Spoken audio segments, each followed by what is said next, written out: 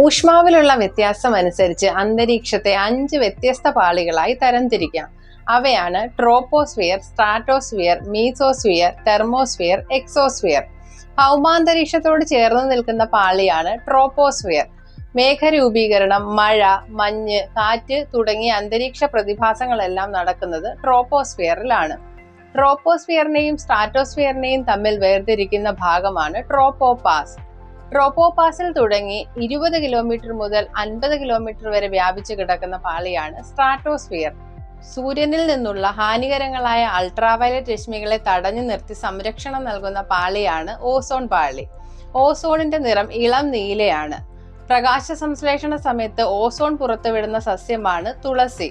സ്ട്രാറ്റോപാസിൽ നിന്ന് 50 കിലോമീറ്റർ മുതൽ 80 കിലോമീറ്റർ വരെ വ്യാപിച്ചു കിടക്കുന്ന അന്തരീക്ഷ പാളിയാണ് മീസോസ്ഫിയർ. ഉൽക്കാവർഷ പ്രദേശം എന്നറിയപ്പെടുന്നത് മീസോസ്ഫിയർ ആണ്.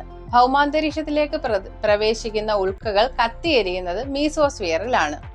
മീസോപാസിൽ നിന്ന് ഏകദേശം 80 കിലോമീറ്റർ മുതൽ 600 കിലോമീറ്റർ വരെ വ്യാപിച്ചു കിടക്കുന്ന അന്തരീക്ഷ പാളിയാണ് തെർമോസ്ഫിയർ. താപനില ഏറ്റവും കൂടിയ പാളിയാണ് തെർമോസ്ഫിയർ. തെർമോസ്ഫിയറിന്റെ താഴ്ന്ന ഭാഗമാണ് അയണോസ്ഫിയർ. ഏറ്റവും മുകളിലത്തെ പാളിയാണ് എക്സോസ്ഫിയർ. ബഹിരാകാശത്തോട് ചേർന്ന് കിടക്കുന്ന പാളിയും കൂടിയാണ് എക്സോസ്ഫിയർ. ലോക ഓസോൺ ദിനം എന്നാണെന്ന് അറിയാവുന്നവർ കമന്റ് ചെയ്യണം.